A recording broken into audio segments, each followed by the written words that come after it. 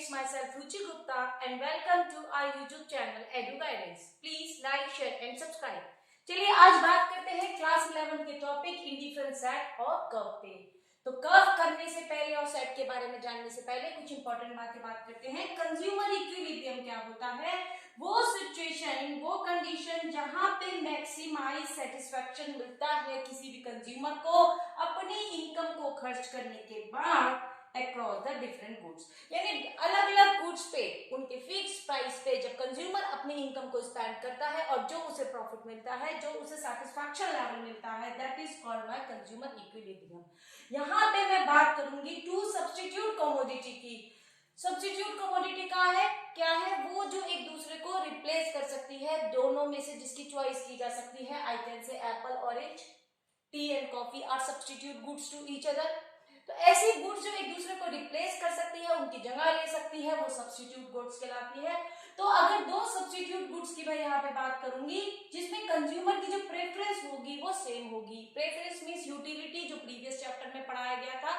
हर consumer को satisfaction level मिलता है आफ्टर द कंजप्शंस। तो यहाँ पे जो उसका सेटिस्फैक्शन लेवल है वो सेम रहेगा, उसकी इनकम भी सेम रहेगी। यानी अगर जो उसकी इनकम होगी उसी के अकॉर्डिंगली हम बात कर रहे हैं। इनकम लेवल चेंज होने पे ये चेंज हो सकता है। तो यहाँ हमारी कंडीशन है कि इनकम सेम रहेगी, कंज्यूमर की प्रेफरेंस जो होगी अकॉर्डिंग टू दी गुड्स वो भी सेम रहेगी। गुड्स जो होंगी हमारी एक दूसरे की सब्स्टिट्यूट होंगी, means they can replace each other. And then after consumer मेरा रेशनल होना चाहिए। रेशनल कंज्यूमर का मतलब 10 दिन का कोई भूखा आदमी से अगर मैं खाने के लिए उसकी सेटिस्फैक्शन लेवल लूंगी तो वो डिफरेंट होगा। तो यहाँ पे एक रेशनल कंज्यूमर हम चूज करते हैं। More of a goods give more satisfaction. और फिफ्थ पॉइंट, मोनोटोनस प्रेफरेंस, यानी जितना ज्यादा मुझे गुड्स मिलेगा उतना ज्यादा मुझे सेटिस्फैक्शन होगा। तो यहाँ पे हम इन सब कंडीशंस को कंट्रोल में करते हुए, कंसीडर करते हुए बनाते हैं एक इंडिफरेंस सेट। किस तरीके से? सपोज कीजिए मेरे पास एप्पल और मैंगो है और मैं अपनी सारी इनकम इस एप्पल और मैंगो पे स्पेंड करने वाली हूँ। तो मैं 1 एप्पल के साथ अगर 10 मैंगोस खाती हूँ, then I have a same level of satisfaction. I can say satisfaction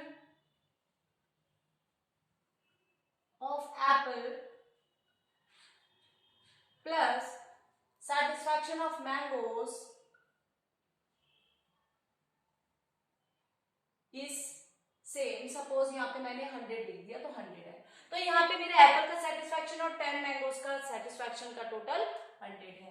now I increase apple by 1 and I sacrifice some mangoes eat. यहाँ मैंने 2 मैंगो सैक्रिफाइस कर दिए हैं और एक एप्पल में इंक्रीमेंट कर लिया है। अभी भी मेरा satisfaction level will remain same. यानी अभी भी मुझे 2 + 8 का जब मैं कॉम्बिनेशन बनाती हूँ, I still have same level of satisfaction. Then I increase my 1 more, यहाँ इसे 7 कर देते हैं यहाँ पे। Then अब मैं कहूंगी अगर मैं यहाँ पे मैंने 3 मैंगो सैक्रिफाइस किए तब 2 मैंगोज और सैक्रिफाइस करने पे भी I have a same level of satisfaction से 100। और if I increase 1 more apple, then again 4 apple and 4 mangoes, I can say 4 apples plus 4 mangoes give me 100 level of satisfaction. 3 apple 5 mangoes give 100 level of। आइए देखते हैं graphical representation of indifference curve और set. तो indifference set मुझे क्या denote करता था? Indifference set मुझे बताता है कि कोई भी कंज्यूमर किसी 2 सब्स्टिट्यूट गुड्स के कॉम्बिनेशन को कंज्यूम करने पे उसे सेटिस्फैक्शन लेवल कितना मिलता है। तो मैं कहूंगी कि कंज्यूमर को पॉइंट ए पे अगर वो 1 एप्पल और 10 मैंगोज चूज करता है तो उसको 100 लेवल ऑफ सेटिस्फैक्शन मिलता है। ऐसे पॉइंट बी पे अगर वो 2 एप्पल्स और 7 मैंगोज कंज्यूम करता है तो भी उसका सेटिस्फैक्शन 100 ही रहता है। थर्ड पॉइंट पे, पॉइंट सी पे अगर वो 3 एप्पल्स और 5 मैंगोज कंज्यूम करता है तो भी उसका सेटिस्फैक्शन लेवल सेम रहेगा। और पॉइंट डी पे if he choose 4 apples and 4 mangoes तो भी सेटिस्फैक्शन लेवल सेम है। तो indifference curve is called indifference because at all the combination the consumer will remain indifference towards any of the choice because satisfaction level is same. सभी पे 100 का ही satisfaction level है तो he is free to choose any of the combination. That's why it is called indifference curve. अब इस indifference set को अगर मैं ड्रॉ करूं तो ये कुछ शेप ले लेता है तो I will say IC curve slopes downward. Characteristics आते हैं स्टूडेंट्स, इसके सेपरेटली पूछे जाते हैं। Right some characteristics of the indifference curve, या फिर इनमें से 5 पॉइंट्स में से भी किसी का एक्सप्लेनेशन या रीजन आप पूछ सकते हैं। तो आइए समझते हैं इनके characteristics. IC curve slopes downward, यहाँ पे हमें वाई एक्सिस पे हमेशा सैक्रिफाइसिंग कमोडिटी लेनी होती है। यहाँ पे आप देख रहे हैं मैं मैंगोज की कमोडिटी का सैक्रिफाइस कर रही हूँ, एप्पल की कमोडिटी को गेन कर रही हूँ, तो I will write Y axis पे मैंगो लिखना है मुझे, एक्स एक्सिस पे आई विल राइट एप्पल। अब मैं मैंगो की कमोडिटी को धीरे धीरे सैक्रिफाइस करूंगी। यहाँ पे मेरे पास कॉम्बिनेशन 1 है 10 और 1 का, बी पॉइंट पे 7 और 2 का। मैं कहूंगी 1 एप्पल 10 मैंगोज। इस पॉइंट पे आई विल से 2 एप्पल्स 7 मैंगोज। पॉइंट सी पे 3 एप्पल्स 5 मैंगोज और पॉइंट डी पे 4 एप्पल्स 4 मैंगोज। मैं आपको बताना चाहूंगी यहाँ पे जो प्लॉटिंग करेंगे हमेशा एक्स वाला ही पॉइंट आपको आगे रखना होता है, तो ये कंफ्यूज ना हो कि हमने मैंगो को आगे क्यों नहीं रखा, क्योंकि मैथ्स में जैसे हम एक्स एक्सिस के पॉइंट्स को कोऑर्डिनेट और ऑर्डिनेट्स को अरेंज करते हैं, बिल्कुल वैसा ही हमें करना है। ऑर्डिनेट्स को उसी हिसाब से हमें प्लॉटिंग करनी है। तो हमारा आईसी कर्व हमेशा डाउनवर्ड रहता है क्योंकि हम सैक्रिफाइस कर रहे होते हैं। यहाँ पे मैं बात करूंगी स्लोप की। स्लोप ऑफ आईसी कर्व क्या होगा मेरा, sacrificing unit upon gaining unit. और सैक्रिफाइस क्योंकि मेरा नेगेटिव में आता है तो मेरा मैं कहूंगी आईसी का जो स्लोप होता है हमेशा नेगेटिव रहता है। जैसे यहाँ पे मैंने कितने मैंगो सैक्रिफाइस किए, फर्स्ट केस में मैंने यहाँ पे 3 मैंगोज सैक्रिफाइस किए, तो चेंज इन मैंगोज, मैंगोज में कितना चेंज हुआ है -3 का, एप्पल में कितना आया है 1 का, तो आई विल से कि स्लोप कितना हुआ मेरा इस पॉइंट पे -3। यहाँ पे मैं माइनस को नेगेटिव को ब्रैकेट में लिखती हूँ क्योंकि मेरा माइनस ये हमेशा ही रहेगा। Minus denotes the downward slope कि नीचे की ओर बढ़ रहा है। Next point is convex to origin. Convex to origin का भी यही रीजन है क्योंकि ये डाउनवर्ड है तो कुछ ऐसी शेप ले लेता है और ये कॉन्वेक्स लेंस की तरह एक्ट करता है। This is my convex lens, आपने साइंस की 10th क्लास में पढ़ा होगा, and this is my concave lens. तो यहाँ पे इसकी शेप कुछ कॉन्वेक्स की तरह हो जाती है, कॉन्वेक्स लेंस की तरह। तो यहाँ पे कॉन्वेक्स टू ओरिजिन ये अपनी शेप मेंटेन करता है। हायर आईसी कर्व मोर डिसैटिस्फैक्शन, यानी अगर मेरा आईसी कर्व इससे ऊपर चला गया जैसे यहाँ, तो आई विल से यहाँ पे सैटिस्फैक्शन लेवल 200 होगा। तो यानी आईसी कर्व अगर ऊंचा है, अगर मैं कहूँ 2 कंज्यूमर का आईसी कर्व है, ये ए का है ये बी का है, तो बताइए किसका सैटिस्फैक्शन लेवल हायर है, तो आई विल से जितना ऊपर आईसी कर्व जिसका होगा, अगर सी का और ऊपर है तो सी का सेटिस्फैक्शन लेवल और ज्यादा है, अगर डी का नीचे है तो मैं कहूंगी सबसे ज्यादा सेटिस्फैक्शन सी का है, देन डी का, फिर ए का, और डी का सबसे कम सेटिस्फैक्शन लेवल है। तो मैं बोलूंगी कि आईसी कर्व मेरा जितना ऊंचा होगा उतना मेरा सेटिस्फैक्शन लेवल मैक्सिमम होगा। जैसे इस पॉइंट पे मेरा सेटिस्फैक्शन लेवल मैक्सिमम है। Then IC curve never intersect to each other, ये बहुत इंपॉर्टेंट पॉइंट है, इसे एक्सप्लेन करते हैं। आईसी कर्व किसी भी कंज्यूमर का इंटरसेक्ट नहीं करेगा। मींस अगर मेरा एक कंज्यूमर है, कुछ उसके पॉइंट ऐसे हैं आईसी कर्व उसके IC1 IC2, तो ये कभी नेवर इंटरसेक्ट होगा, ये कभी नहीं टकराएंगे। देखते हैं कैसे, समझते हैं। यहाँ पे मेरे मैंगोज हैं, एक्स एक्सिस पे मेरे एप्पल हैं, और यहाँ पे मेरी क्वांटिटी है 3 मैंगोज और 3 एप्पल की। 3 है मेरे एप्पल और 3 है मेरे मैंगोज। अब हम इसको समझते हैं, अगर ये इंटरसेक्ट करते हैं तो इस पॉइंट पे आ जाइए, पॉइंट ए पॉइंट बी। आप देख रहे हैं यहाँ अगर मेरे यहाँ इंटरसेक्ट करते हैं तो पॉइंट ए पे मेरे मैंगोज ज्यादा है। पॉइंट ए पे आई हैव 4 मैंगोज और एप्पल्स थोड़े से पहले से कम है, 2 एप्पल्स, यहाँ पे 1। तो पॉइंट ए पे मेरे पास मैंगोज तो 4 है, एप्पल 1 है, और पॉइंट बी पे मेरे पास मैंगोज तो अभी भी 4 है पर एप्पल 2 है। अब आप बताइए, अगर किसी आदमी को 4 मैंगोज और 1 एप्पल मिलेगा तो उसे सेटिस्फैक्शन ज्यादा मिलेगा, या 4 मैंगोज के संग 2 एप्पल्स मिलेंगे तो सेटिस्फैक्शन ज्यादा मिलेगा। यहाँ पे मैंगोज की क्वांटिटी तो सेम है, तो मोर एप्पल्स मीन मोर सेटिस्फैक्शन। तो ये हमने कंजप्शंस पहले ही मान ली थी आईसी कर्व की कि मोनोटोनस प्रेफरेंस होगी, जिसको अगर ज्यादा मिलेगा तो ज्यादा लेवल पे ही, ज्यादा क्वांटिटी पे ही सेटिस्फैक्शन मिलेगा। तो इस तरीके से मैं कह सकती हूँ कि मैं आईसी कर्व अगर इंटरसेक्ट किए तो मेरी मोनोटोनस प्रेफरेंस हो जाएगी, यानी कि 4 मैंगोज लेने पे सेटिस्फैक्शन है जितना 4 मैंगोज और 2 एप्पल पे है, जो कि रॉन्ग है। तो I can conclude that IC curve never intersect to each other. उसके बाद लास्ट पॉइंट आता है मेरा IC curve never touch any of the axis, क्योंकि किसी भी एक्सिस को टच करता है। सपोज करो वाई एक्सिस को टच करता है, वाई एक्सिस पे मेरे मैंगो है, मींस मैंगो का कंजप्शन हो गया जीरो, जीरो कंजप्शन हो गया मैंगो का। और अगर वो मेरा एक्स एक्सिस को टच करता है, एक्स एक्सिस पे है मेरा एप्पल, एक्स एक्सिस पे टच करते ही एप्पल का कंजप्शन जीरो हो गया, तो मैं कहूंगी कि मेरा आईसी कर्व कभी टच नहीं करेगा, क्योंकि टच करते ही जो कंजप्शन जीरो हो जाता है। जबकि मेरे आईसी कर्व की डेफिनेशन क्या है, कॉम्बिनेशन ऑफ टू गुड्स। मैंने इसे जीरो से स्टार्ट नहीं किया था, 1 से ही स्टार्ट किया था, इसीलिए यहाँ पे मेरे को दोनों ही कमोडिटी का कंजप्शन करना पड़ेगा। आई hope it is clear now. जानते हैं बजट सेट और उसके कॉन्स्ट्रेंट के बारे में। अटेनेबल कॉम्बिनेशन और a set of two goods, यानी दो गुड्स को जब हमें कॉम्बिनेशन बनाते हैं उनके प्राइस पे और कंज्यूमर की इनकम पे। मीन जैसे एक कंज्यूमर 100 रुपीज पे दो कॉमोडिटी खरीदता है, से एप्पल एंड मैंगोज, तो वो किस हिसाब से खरीदता है, यहाँ पे हम वो कैलकुलेट करने वाले हैं। तो जिसमें मुझे क्वांटिटी होगी मेरे एप्पल्स की, उसका प्राइस होगा, क्वांटिटी होगी मेरे मैंगोज की और मैंगोज का प्राइस होगा। तो मेरा खर्चा 100 से ज्यादा नहीं होगा, या तो लेसर रहेगा या इक्वल रहेगा। जैसे मैं कह सकती हूँ अगर 10 रुपीज का एक एप्पल मेरा आता है और मैं 2 एप्पल्स लेती हूँ और मैंगोज मेरा 15 रुपीज का आता है, तो यहाँ पे मैं 5 लेती हूँ, तो 20 रुपीज के एप्पल्स हैं, 75 रुपीज के मैंगोज हैं, टोटल हो गया 95 का खर्चा। फिर धीरे धीरे इस तरीके से मैं एक सेट बनाती हूँ, उसे मैं अपना बजट सेट या बजट कॉन्स्ट्रेंट कहती हूँ। Why do I use the word constraint, क्योंकि इनकम के अकॉर्डिंगली बियॉन्ड मैं नहीं जा सकती, तो ये मुझे लिमिट देता है, बताता है कि मैं किस खर्चे को कहाँ तक रख सकती हूँ। तो यहाँ मेरा बजट सेट का फॉर्मूला बन जाता है price of commodity 1 into quantity of commodity 1 plus price of commodity 2 into quantity of commodity 2 is lesser than equal to income. Y यहाँ पे किसको डिनोट करता है, इनकम को। आइए एक बजट कॉन्स्टेंट बना के देखते हैं। ये एप्पल है, ये मैंगोज है।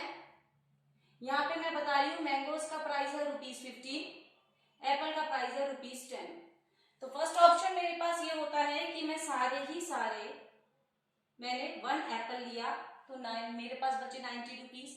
90 रुपीज में से मैंने 6 मैंगोज लिए, तो मैं बोलूंगी 10 प्लस 90, मेरा टोटल एक्सपेंडिचर हो गया 100 रुपीज। अब मैं एप्पल एक और बढ़ाती हूँ, तो 20 रुपीज के मेरे एप्पल हो चुके हैं। नाउ आई हैव 80 रुपीज, जिसमें मैं सिर्फ 75 की ही ले सकती हूँ, तो मैंने कह दिया 20 प्लस 75 95 रुपीज। आप देख रहे हैं यहाँ पे मेरा समीशन या तो 100 रहेगा या 100 से बिलो रहेगा, क्योंकि मैं 100 से ज्यादा इनकम स्पेंड नहीं कर सकती। अब मैं एप्पल से एक और बढ़ा रही हूँ, 30 रुपीज के मेरे पास एप्पल हो चुके हैं, और 4 मैंगोज के लेकर मैं इस तरीके से 4 मैंगोज लेती हूँ, तो मैं कहूंगी 30 प्लस 60 90 रुपीज मेरा खर्चा है। अब मैं 4 एप्पल्स ले रही हूँ 40 रुपीज के, 60 रुपीज बचे हैं अभी भी मेरे पास, मैंने 60 रुपीज के ये ले लिए। देन आई विल से 40 प्लस 60 100 रुपीज। मैं एप्पल्स को और इंक्रीज कर रही हूँ, 50 रुपीज के मेरे एप्पल्स हो चुके हैं, 3 क्वांटिटी मैंगोज की 45 की मैंने ली है। देन आई हैव 45 प्लस 50 95 का मेरा एक्सपेंडिचर है। तो इस तरीके से मैं इसका इंक्रीमेंट करती रहूंगी, 60 प्लस 30 90, और इस तरीके से मैं इंक्रीमेंट करती रहूंगी। तो यहाँ पे जो मेरा टेबल बनता है that is my budget set और कॉन्स्टेंट। और जब इसी बजट सेट को मैं लाइन पे ड्रॉ करती हूं, तो it is called by budget line, graphical representation of budget set, something like this.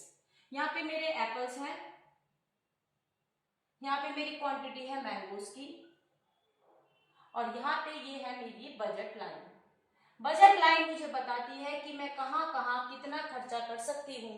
तो बजट लाइन मेरा मैक्सिमम कॉम्बिनेशन दे रही है एक तरीके से। जैसे इस पॉइंट को मैं कह सकती हूँ मेरा 1 एप्पल है, 6 मैंगोज। यानी ये मैं कह सकती हूँ फर्स्ट मेरा पॉइंट ये है। उसके बाद यहाँ पे मेरे पास आ जाती इस तरीके से, यहाँ पे मैं मैंगोज यहाँ रख रही हूँ, यहाँ मैंने मैंगोज डाले, इधर मैंने एप्पल कन्वर्ट कर दिया है, तो यहाँ पे मेरे 6 है। अब मैंने एक और एप्पल इंक्रीज कर लिया है, तो I have 2 apples and 5 mangoes. Then after 3 apples 4 mangoes. तो ये इस तरीके से मेरा कॉम्बिनेशन चलता रहता है। तो बजट लाइन पे जो मेरे पॉइंट यहाँ आएंगे, यहाँ पे मेरे वही पॉइंट आएंगे जिनका खर्चा मेरा 100 रुपीज होता है, और यहाँ पे मेरे वो पॉइंट आएंगे जिनका खर्चा मेरा लेसर देन 100 रुपीज रहता है। तो ये सारे पॉइंट्स मैं अटेन कर सकती हूँ। It is called feasible points. Feasible points है ये, यानी मैं यहाँ तक का खर्चा कर सकती हूँ, पर बियॉन्ड द इनकम मैं नहीं खर्च कर सकती। So they are called by infeasible points. Infeasible combination में मैं नहीं खरीद सकती, क्योंकि बजट लाइन मेरी 100 रुपए की लिमिट है, मैं 100 रुपए से बाहर नहीं खर्च कर सकती। इधर आई कैन स्पेंड ₹100 और लेसर देन दिस, तो बाहर मैं नहीं जा सकती। तो this portion is called my infeasible point या फिर नॉन फीजिबल पॉइंट। तो आइए देखते हैं बजट लाइन में कैसे कैसे शिफ्ट हो सकती है। Shift in budget line. देखिए, बजट लाइन के शिफ्ट होने का मतलब साफ है कि मेरा बजट शिफ्ट हो रहा है। यहाँ पे मेरे पास 100 रुपीज थे, तो मेरी बजट लाइन कुछ ऐसी थी। जब मेरा इनकम लेवल 100 रुपीज था, तो मेरी बजट लाइन कुछ ऐसी थी। वो मुझे बताती थी कि मैं 100 रुपीज में कितने मैंगोज और कितने एप्पल के कॉम्बिनेशन खरीद सकती हूँ। बजट लाइन के अंदर वाला हिस्सा मेरा अटेनेबल फिजिबल पॉइंट था, ये मैं खरीद सकती थी। ये ऑन दी बजट लाइन का पॉइंट, यानी 100 रुपीज मेरे पूरे खर्च हो रहे हैं, और बाहर के वो पॉइंट्स हैं जो 100 रुपीज से बियॉन्ड जाते हैं, जो मैं नहीं खरीद सकती। तो अगर मेरी इनकम ही बढ़ जाए, तो मैं कहूंगी मेरी बजट लाइन पूरी की पूरी आगे बढ़ जाएगी, क्योंकि अब मैं double of mangoes, double of apples खरीद पाऊंगी। तो मैं कहती हूँ अगर मेरी इनकम डबल हो जाए या ज्यादा हो जाए, means increase in income, increase या फिर डिक्रीज होने पे मेरी बजट लाइन शिफ्ट हो जाएगी। इंक्रीज होने पे वो राइटवर्ड शिफ्ट होगी, और डिक्रीज होने पे यानी इनकम कम हो जाए, अब सिर्फ 50 रुपीज है, I have only 50 rupees to spend, तो मैं 50 रुपीज में ही मैंगो और एप्पल को एडजस्ट करूंगी, तो मेरी ऑब्वियसली उनकी क्वांटिटी कम होगी, तो मेरी बजट लाइन लेफ्टवर्ड शिफ्ट हो जाएगी। तो आई विल से my budget line will shift rightward on the increment of my income and leftward on the decrement of my income. अब बजट लाइन की रोटेशन भी होती है, देखते हैं बजट लाइन की रोटेशन कैसी होगी। रोटेशन का मतलब है यहाँ पे बजट लाइन पूरी शिफ्ट ना होके सिर्फ रोटेट करेगी। रोटेशन कैसी होती है, यहाँ पे फिर से वही मैंगोज हैं आपके, एप्पल। अब यहाँ पे अगर एप्पल की, यहाँ मेरा कॉम्बिनेशन बता रहा है कि 100 रुपए में मैं किस हिसाब से मैंगो या एप्पल को खरीद सकती हूँ। अगर मेरे एप्पल महंगे हो जाए, तो मेरी बजट लाइन कुछ ऐसे रोटेट हो जाएगी, क्योंकि अब मैं एप्पल और कम खरीद पाऊंगी। पहले क्वेश्चन में मैंने मैंगो की कॉस्ट ₹15 ली थी, एप्पल की कॉस्ट ₹10 ली थी। सपोज कीजिए मेरे एप्पल अब 10 रुपीज से 12 रुपीज इंक्रीमेंट हो गया है उसकी कॉस्ट में, तो मेरा बजट कुछ लेफ्टवर्ड शिफ्ट हो जाएगा वाई एक्सिस के थ्रू। इसी के अगेंस्ट मैं कह सकती हूँ अगर मेरे एप्पल महंगे हो जाए पहले से, सस्ते हो गए, ये महंगे होने पे मेरा ये लेफ्टवर्ड शिफ्ट हुआ। अब मेरे एप्पल सस्ते हो गए हैं, रुपीज रह गए हैं, सिर्फ 7 रुपीज का एक एप्पल रह गया है, तो मैं उसकी मोर एंड मोर क्वांटिटी खरीद पाऊंगी 100 रुपए में ही, तो मेरा बजट एक्स एक्सिस के अलाउंग राइटवर्ड चला जाएगा। दूसरा ग्राफ बनाते हैं। अब हम चेंज करेंगे मैंगो की कॉस्ट में। यहाँ पे सपोज कीजिए मेरी एक पर्टिकुलर मैंगो की कॉस्ट थी, अब मेरे मैंगो महंगे हो गए हैं। मैंगोज महंगे होते ही 100 रुपए में अब मैं लेस नंबर ऑफ मैंगोज खरीद पाऊंगी। अगर मेरे मैंगोज ₹20 हो गए हैं, तो मैं कहूंगी अब मैं मैंगो की लेस क्वांटिटी खरीद पाऊंगी। और अगर इसी के अगेंस्ट मेरे मैंगो सस्ते हो जाएंगे, तो मैं 100 रुपए में ही मैंगोज की मोर क्वांटिटी परचेज कर पाऊंगी व्हेन मैंगोज गेट चीपर। तो सस्ता होने पे मेरी रोटेशन होगी वाई एक्सिस पे राइटवर्ड, और महंगे होने पे मेरी रोटेशन होगी ये लेफ्टवर्ड। तो इस तरीके से मुझे बजट लाइन बताती है कि किसी पर्टिकुलर इनकम के अंडर दो कमोडिटी अपने फिक्स प्राइस पे मैं कितनी परचेज कर सकती हूँ, कंज्यूमर कितनी परचेज कर सकता है। I hope it is clear now. Please don't forget to like, share and subscribe our channel. Myself Ruchi Gupta, exclusively on Edu Guidance. मिलते हैं अपने next topic consumer equilibrium on indifference curve and budget line. तो देखिए दोस्तों, हमने last video में बात करी थी अपनी बजट लाइन की और इंडिफरेंस कर्व की। बजट लाइन और इंडिफरेंस कर्व हमारे जो थे वही हमारा कंज्यूमर इक्विलिब्रियम डिसाइड करने वाले हैं। तो एक बार बता देते हैं बजट लाइन क्या थी। बजट लाइन मेरा वो कॉम्बिनेशन था टू गुड्स को खरीदने का at a particular level of income, जिसमें कमोडिटी 1 का प्राइस, कमोडिटी 1 की क्वांटिटी, कमोडिटी 2 का प्राइस, कमोडिटी 2 की क्वांटिटी से लेसर होती थी मेरी इनकम से, आई विल से बाय। यानी अगर मेरे पास 100 रुपए हैं तो मैं कितने एप्पल्स लेंगी उसके प्राइस के अकॉर्डिंगली, और कितने मैंगोज ले सकती हूँ मैं उसके प्राइस के अकॉर्डिंगली कि मेरा खर्चा 100 या उससे लेसर रहे।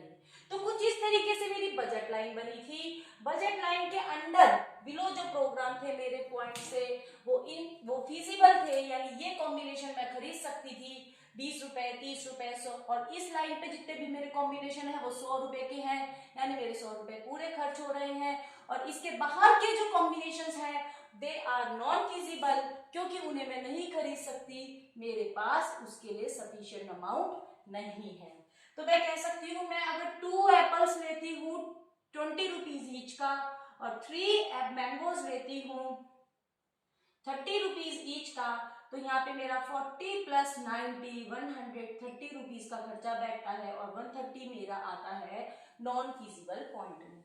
या फिर मैं कहूँ 20 रुपीज के एप्पल है मेरा 20 रुपीज का जिसकी मैं 2 क्वांटिटी लेती हूँ, और मैंगो है मेरा 30 रुपीज का जिसकी मैं 2 क्वांटिटी लेती हूँ, तो मेरा समीशन बैठता है 100 रुपीज का, जो कि मेरी ऑन दी लाइन पॉइंट है।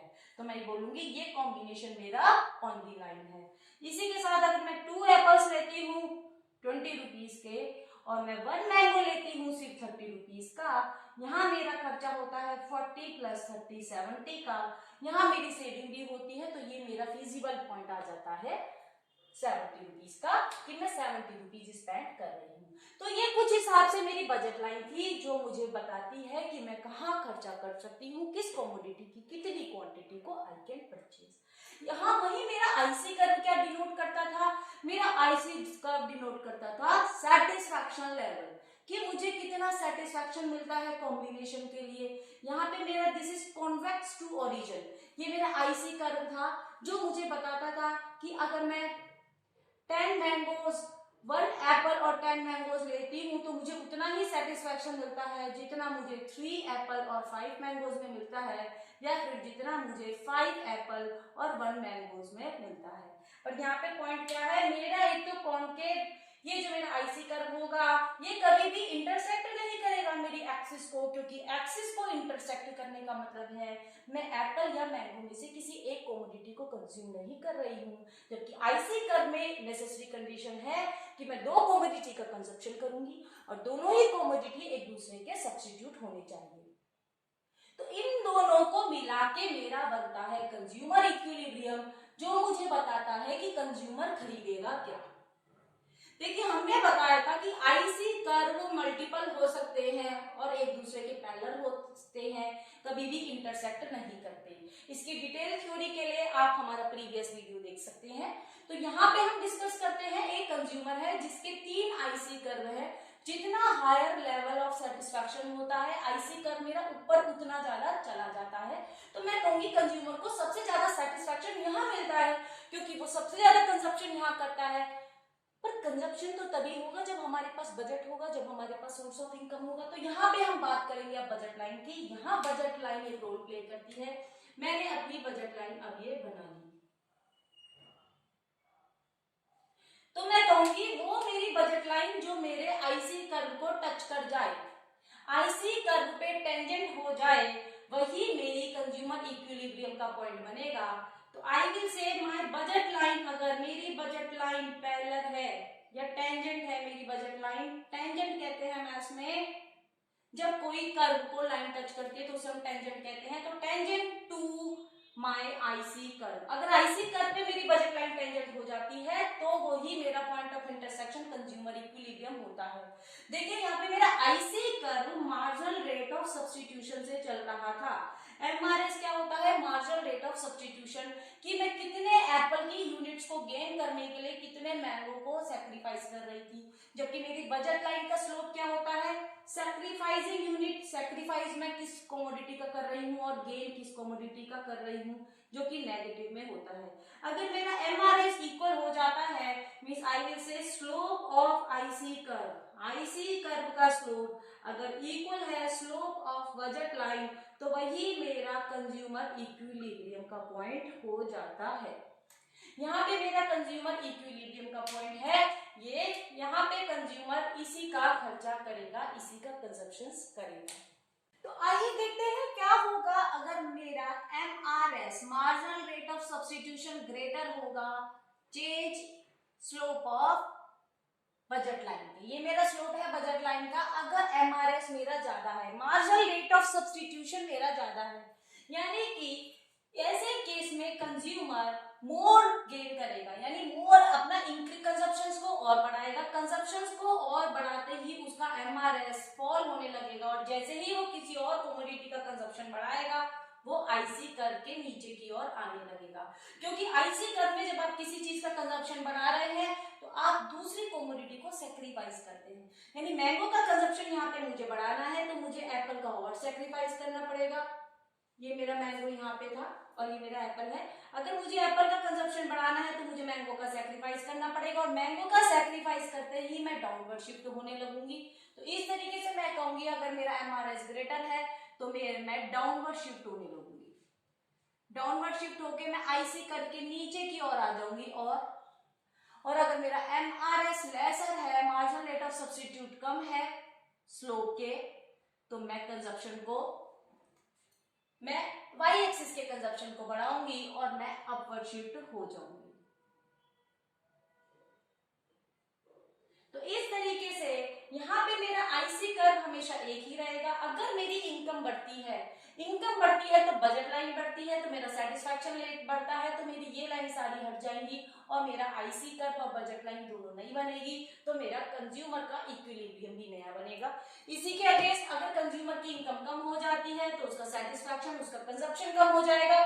कंजप्शन कम होते ही सेटिस्फैक्शन लेवल कम हो जाएगा और आई विल से दोनों ही चीजें लेफ्टवर्ड शिफ्ट हो जाएंगी। तो ये था हमारा कंज्यूमर इक्विलिब्रियम का point. I hope it is clear now. Myself Ruchi Gupta, exclusively on Edu Guidance. मिलते हैं अपने नेक्स्ट वीडियो के साथ। Please don't forget to like, share and subscribe our channel. Thank you so much.